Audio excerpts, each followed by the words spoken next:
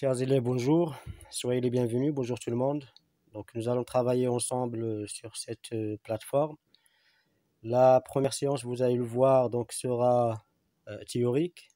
Comme ça, tout le monde sera sur la même ligne pour un bon départ.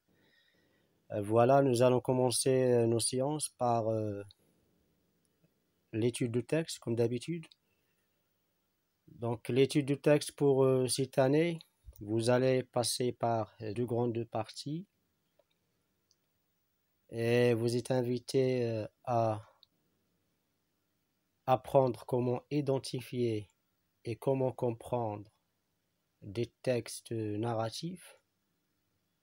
Donc c'est le contenu de la première partie, c'est des textes narratifs, notamment le conte. Donc la focalisation sera sur le conte pour cette année. Et la deuxième partie sera consacrée aux textes descriptifs. Voilà, les textes descriptifs, à savoir le portrait de personnage, l'animal et l'objet.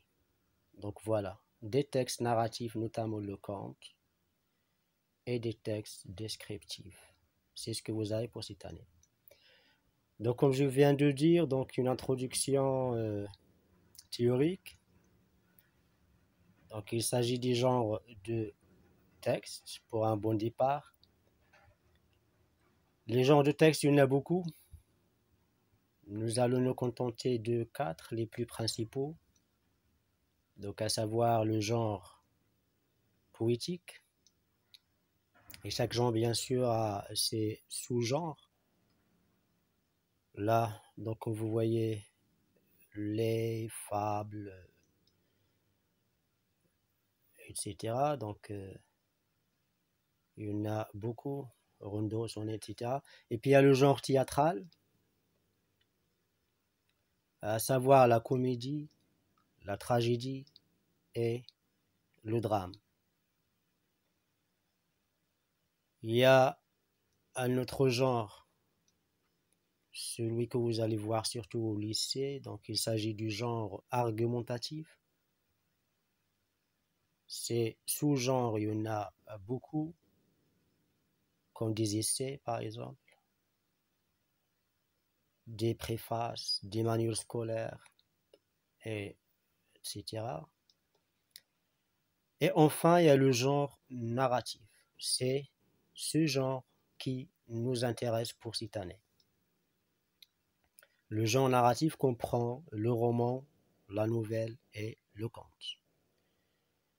Et chacun de ces genres, bien sûr, a ses sous-genres.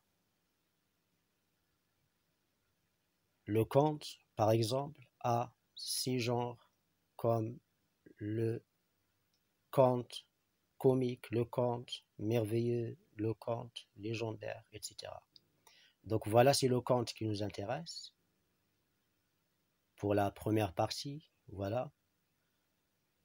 Le conte, il vient d'où? Il vient des genres narratifs. Quelles sont alors donc les caractéristiques de ce conte? C'est un court récit racontant une histoire. Quelle histoire? Merveilleuse, comique ou légendaire, etc.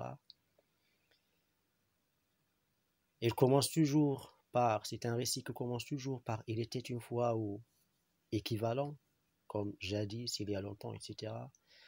Les verbes sont conjugués au temps du récit et il respecte un schéma narratif. Donc il a bel et bien un schéma narratif à respecter.